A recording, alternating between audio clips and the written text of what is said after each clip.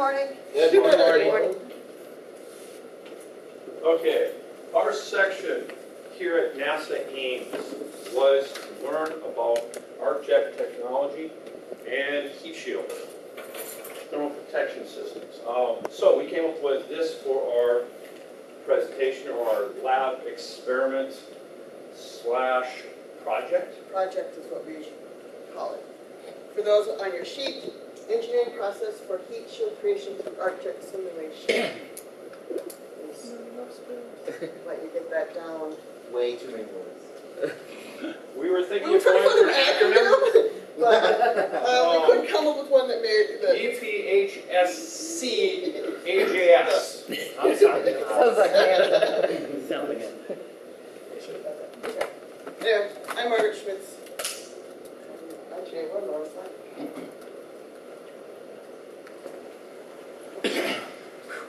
Now, since Margaret decided we're on the wrong side, participant information. My name is Robert Flegel. I teach grades 9 through 12 in physical science through APB physics. So I have quite a variety of students. I am Margaret Schmitz. I teach 7th through 12th grades and then all the sciences within that. And these photos are mannequins that teachers at the Willmar Area Learning Center created, and those are particular photos. So that's a photo. Now, our mentor. Here you can see finally under that. As the camera pans to the smiling Ernie. Just kidding. His research area is arc-jet, the arc-jet complex, and TPS, or thermal protection system heat shields. That's the area that we're focusing on for our project.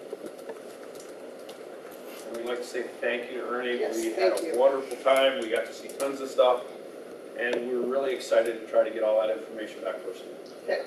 So overall, we really want to solve a real world problem that is being tested in here as well as other places. But inquiry is a major part of our project. We want them to take the reins and really be involved and do the process themselves instead of us handing them information and saying, here, this is what you need to do. They have to figure out a lot of that. Now, thermodynamics, heat, energy, experimentation, collaboration, engineering processes and practices. What we were most impressed with in the different areas here was how engineers, scientists, the technicians all work together. This information is moved around between the different teams. I guess I didn't really understand that there were so many, different discussions between different groups in a very, relaxed setting. We've heard of enough stories, as I did going through college, like, well, you have this researcher working by themselves, and they come occasionally and they present at a conference, and that was their communication. In school, it's like, oh yeah, you collaborate, you talk to each other. Well, we really got to see that type, that kind of communication happening here, and understand really, truly, that communication is a major part of the process. If you have an idea in private, it doesn't help much. Okay, our problem that we are giving our students is to determine which material and shape would degrade and transfer heat energy at the slowest rate in a high temperature fluid environment. So we will give them some background information on it, and I'm sure we'll talk about that later, and then this is the problem that they're going to have to try to determine. This, of course, is an arc-jet test. The one we saw. And during this test, they were actually checking the shape. That was their main priority, was to figure out the shape to try to reduce the amount of heat that would make it to the source behind, or what would be the capsule or an actual test or whatever behind the shield. Okay, so we're going to divide, we use blocks, they're 90 minutes long, we do about 3 days worth. Extend it if they need to, but we're trying to say, hey, this is your time limit, this is what you have to work with. We're going to divide the class into different teams, like shape development team, materials team, heat sensor development team, and testing development teams. So they'll be in teams. And then within the teams, they're going to have jobs within that, such as, Okay, the different teams, members, we have engineer/scientist, technologist, communication specialist, and a team leader. not now. Sorry. Okay, so our focus is ninth graders, and in particular the physics aspect of the ninth grade curriculum. Now, what we need them to have is a basic understanding of the importance of engineering in the developed in the modern world.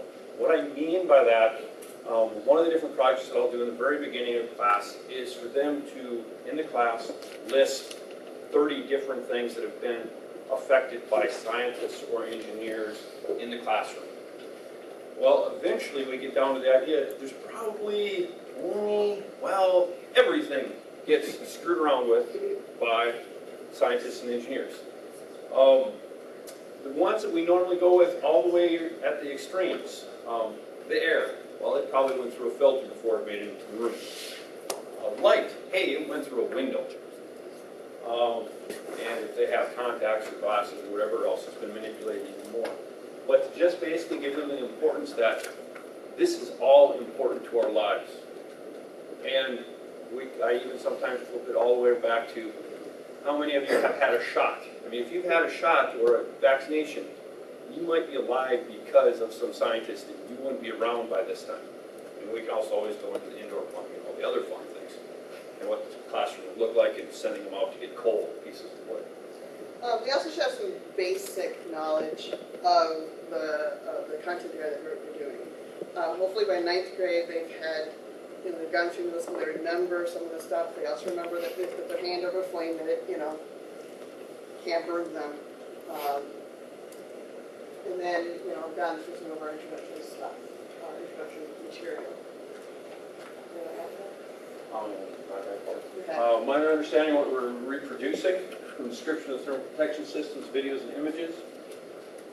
Now we'll show you a few of those later, just short samples of it. But kind of understanding of how these things work. We also figured that they can use a ruler by this time. So I mean, we've already gone through those different things for metric measurements. They understand how a gas heating device works.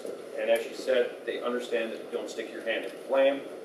And then basic apparatus to work it, like the ring stand, etc. And this is also after they already know general safety. Okay, so you're not meant to read this.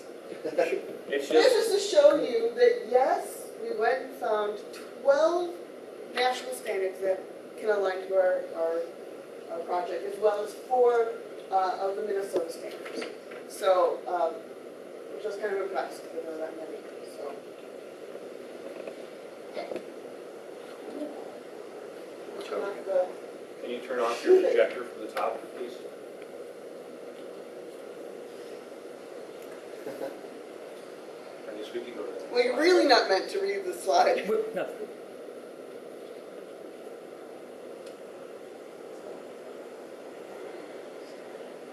Well, we'll go on. You can see, okay. We can see just fine, We're not just- to worry. Yeah, that's Okay. fine. This is a little bit of comic relief we had for you all. So this is kind of like Just like your classroom. That's fine. sort of like the fire drill. Yeah. Okay, well, I shut down the system and it This- automatically raises. This, of course, should be the testing for the rest of the group, so. Yes. Yeah, good job. We'll keep rolling. Anyway, our learning objectives, we came up with 4, and we aligned them to our assessments. So assessments are directly linked to these learning objectives. Focusing on the communication, how well were they able to communicate within their group and with the other groups around, able to use the computer modeling that we'll show you, and the physical testing that they'll do, as well as the whole engineering process once, and just doing some of the brainstorm, coming up with a model, testing it, revising it, that whole process. Are they able to do that? And then lastly, again, demonstrate their basic knowledge of those areas. So, Now, being here, one of the big things that we noticed is that You have your computer model, then you have your physical testing to check to see if the computer model is correct, and then you go back and forth. Now, there's certain things that you cannot physically test beforehand. That was one of the big things that we realized. Those were our areas that we did. With that, you can see here's our rubric that lines straight up with that. Again, you probably can't read it. But we're going from like 3 points, saying yes, they got this, all the way down to you didn't even do this at all. We give them a 0 for that. Because if they don't do it at all, I don't feel like they deserve that aspect. At the very bottom, however, we do have 2 extra little points thrown in there. We're dividing our class into 2 different areas, and these 2 groups, or I guess we call them centers, are competing for a contract. Okay, so one group's going to do their research, the other group's going to do their research, and they're going to present it at the end, and then they're going to say, whoever gets the contract gets the 2 points, whoever doesn't get the contract gets the 1. So a little bit of reality, a little bit of competition in there. Okay. Now, before our actual lesson, or how we're having it set up, not our lesson, actually our activity. Day 1, first, why NASA? What does NASA do? What's it good for? Does it affect their lives at all? And an understanding of how many things and how many things they've created in the past are completely ingrained in our society, and all the things that they're doing now. We're doing different things. Another thing is that, and I'll probably get more later, we want students to realize that you can get into different programs. There are opportunities, a lot of opportunities that we believe that, or even talking to our past student that is here and some other stuff like that, and some of the other students that we got to meet, that if they'd known about them earlier, they would have signed up a lot earlier.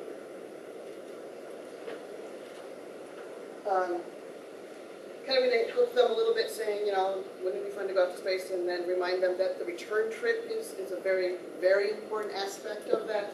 Without the return, who cares? Yes. If you don't come back alive, it's a failure. So we set the stage first off with like 3 different videos, and We're just going we'll to show you. 2 of them, 2 clips of the videos. Stop. Try to focus on that.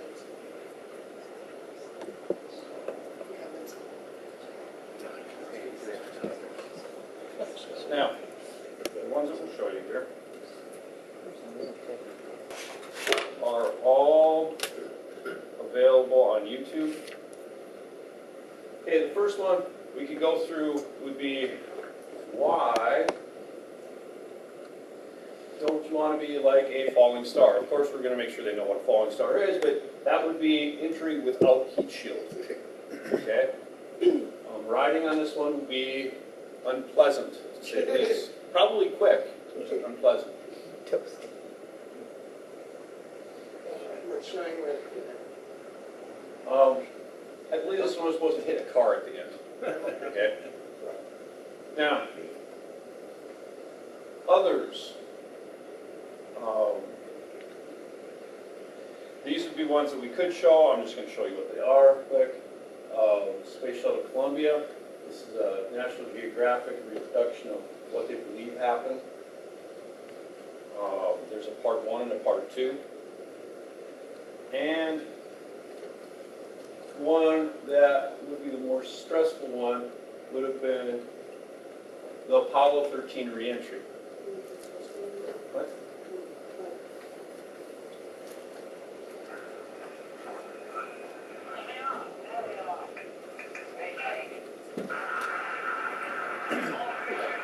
Now, this would be, of course, for showing how the heat shields work, what it's supposed to look like when it's coming back in.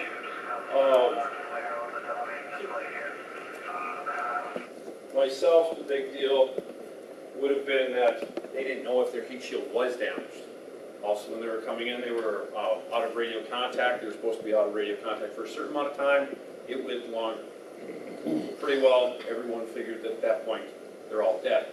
So we're trying to emphasize that on different spacecraft, if you're bringing something back, there is one part that has to work. It has to be that heat shield. If it doesn't work, it's over. And also on this day, we'll define what the problem is, go over the whole engineering process, make sure they have a clue of what that's about, and give them that instruction. And then summarize what we learned that day and mention. So. Now, for day 2,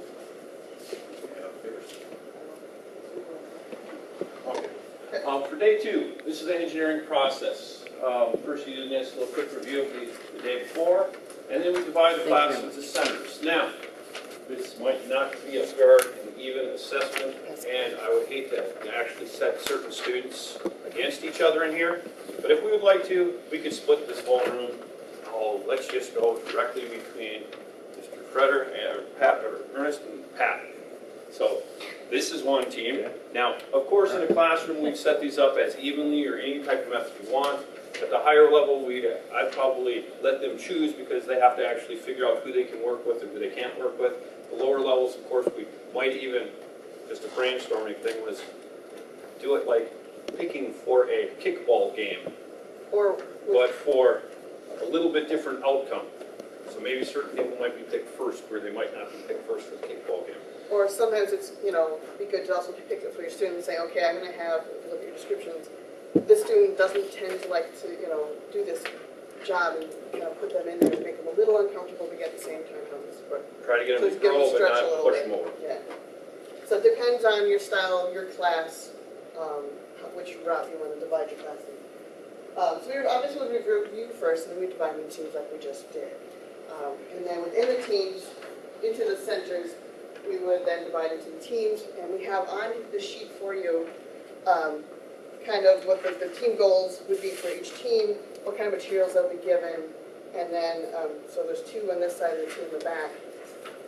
And then up above, we just have a description of which is the job What different team members are. have to accomplish. Now, one of the nice things we like about this is, since communication is so important, the team head is the only one who gets to come and ask the teacher a question. Communication specialist, so I guess ask Sorry, teacher a question. communication specialist, I was wrong. But the team leader is the one to try to make sure that they stay on task. At the same time, they shouldn't be bossing their teammates around. He's a leader, not a. This to get the students to understand that there's different roles, and if they don't feel comfortable in one role, they maybe feel very comfortable in another role. And the idea is that all students can, excel in these different areas, just not necessarily in the same capacity or whatever. Make sure that they realize that there's a lot of different jobs. There's a lot of different things they can do. Okay, then we'll get them to get to work, and they get to work with different materials, as you see.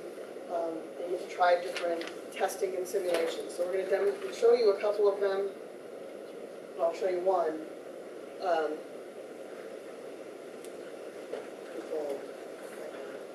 Okay.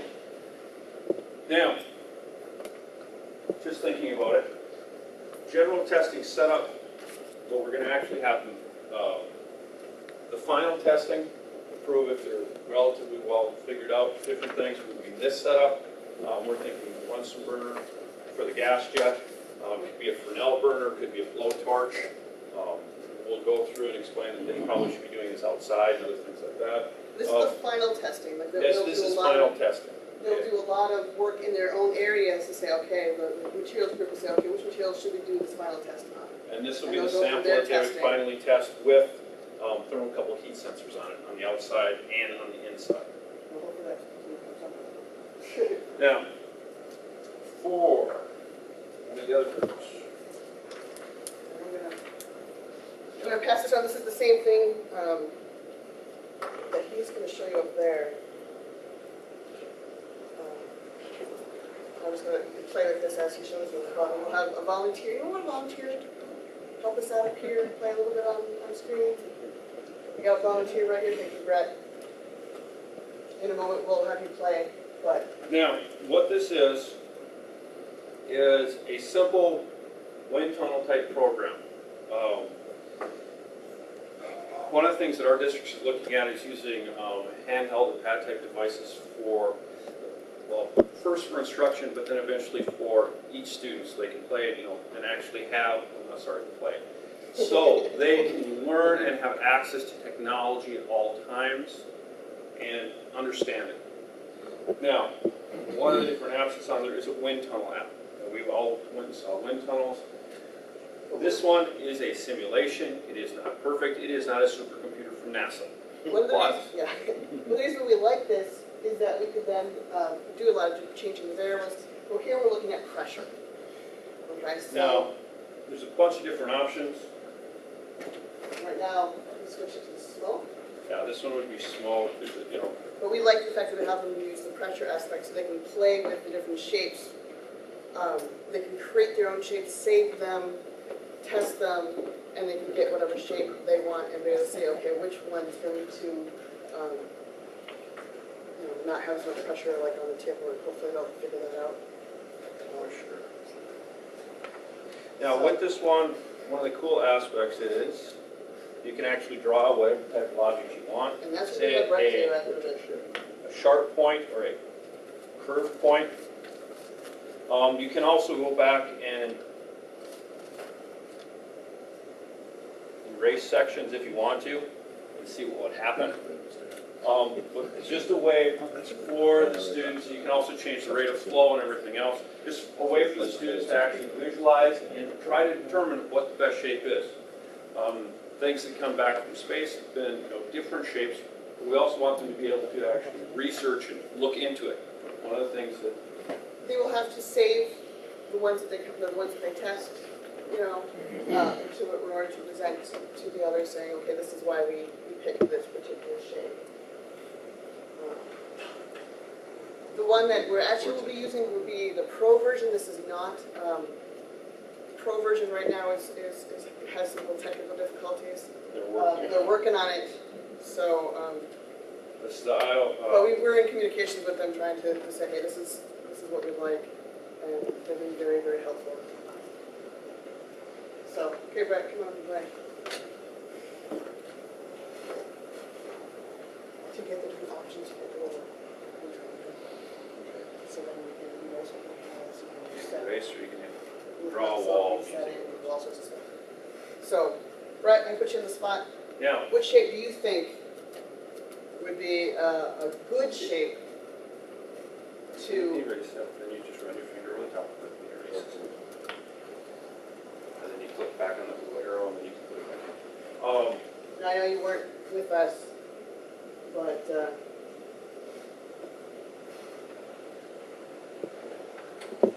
Finger down. I know. it's thinking, let him think.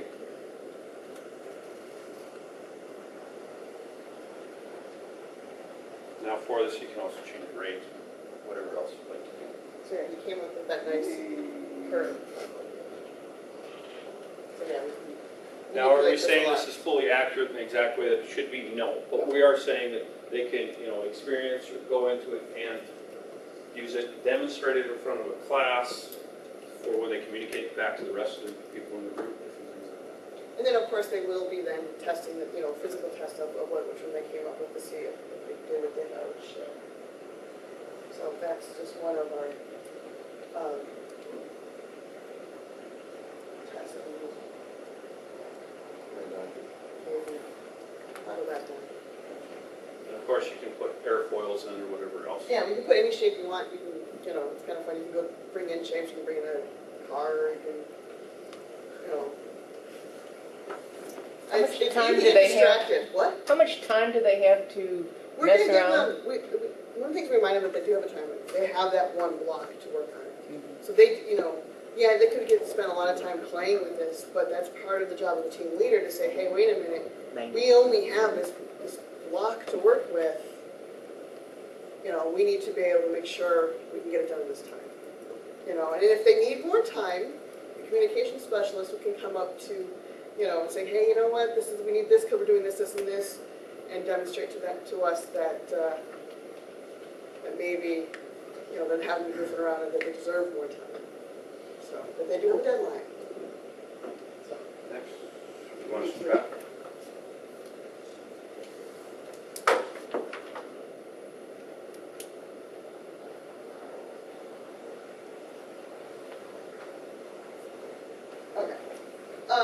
So how they're working on, they want to work on solving it. Communication specialists will be working between the groups, saying this is what we've decided, this is what we think will work, and hopefully they'll have that collaboration working and going on. And we will be there to kind of nudge them if they need to keep them on track ourselves. Okay, the last day would be the communication results kind of day, where they're going to continue again from the day before and the previous days. But this is where they're going to pull together, create one presentation, basically for the sell their centers. idea to us. the buyer. Yeah. And hopefully, and that's where we're going to be able to assess how well they did, besides the observations. This would also be where we're going to get them to, this would be like their presentation, their electronic presentation and their discussion of it. And so they can completely get all those ideas together. So they'll be showing us the data tables that they created. They'll be doing their own, thinking that they need to figure out, that's part of the processing, okay, how are we going to collect this data, how are we going to organize this data, how are we going to present this data. The image here is that same piece of wood that they tested here. We got to see, because we brought it first to see the final charring, and it was very impressive. So, Of course, this will take ornament. It's a lot of work just to get that neat little black color. okay. Because we're at different levels, we went through and made some modifications. We know some elementary teachers were curious about what we're doing, so we thought, okay, here's some, we need to then think, okay, how can we bring this back to them? We thought, okay, we'll make it simple, we'll just solve for the one problem, and which we thought was just the materials aspect, have them be able to go and char the samples and see what happens with that, and maybe give them a thermocouple and have them test the temperature, and make it very simple, give them that experience a little bit, but not the full scope. In the actual lesson, we're giving them the choice of aluminum, wood, and clay. And then for middle school, and in my setting, we would not have them do as much of their own research. They would, we would give them a little bit more information along the way. And then lastly, For the AP type class, you can make it any way you want to, from creating thermocouples to the testing to the figuring out the variables and trying to set up temperature scales to creating multiple samples to do multiple testings on, to creating, instead of model simulation, to creating a more physical one in like a ripple tank or something like that, or a full wind tunnel, not necessarily a wind tunnel, but like a water tunnel or whatever. We could have crews actually creating them or whatever, and showing how to do all those different things. of course, each of these levels would require a different amount of time and, 12%. So it was one of our thoughts. Okay, back home. We felt that a lot of this help fits into cover introductory materials. Minnesota has implemented a lot of nature of science and engineering standards, and that usually fits very well with the introductory aspect, which works into our science coursework. Now, and also for me, one of the biggest things is differences between science and technology and how it affects their world. And we'll go through cell phones and all those other things, but this is, fits perfectly into it, how these different materials have to be created.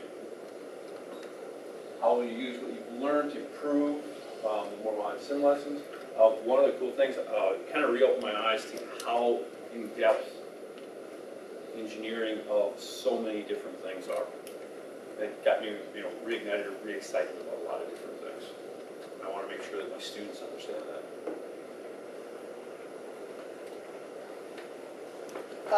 We feel very strongly, actually, we were talking about this even before we saw this slide, of bringing this back to our colleagues, to our schools, in particular to the guidance counselors.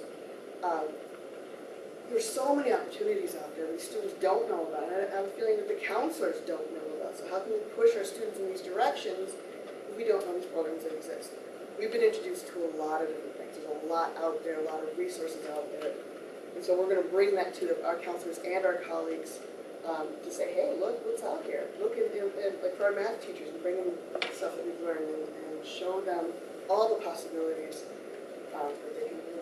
And if that means, interdepartmental areas, doing different things, that works great for like communications, making sure the communication teacher actually understands, this is what we're working on, make sure that they can come and ask you questions and things like that. Getting it to other teachers. Now, where else do you plan on disseminating the Modson message? Minnesota Science Teachers Association Spring Conference. That's a our home statewide school big district. conference. Possibly surrounding districts, getting a hold of different physics teachers in different areas, or different science teachers in the different areas, realizing, making sure that they realize that there are all of these choices and opportunities for their students. A teacher wants to make an opportunity for their student. They want to be successful. They're going to want to know about this stuff. So, thank you very much. Any questions?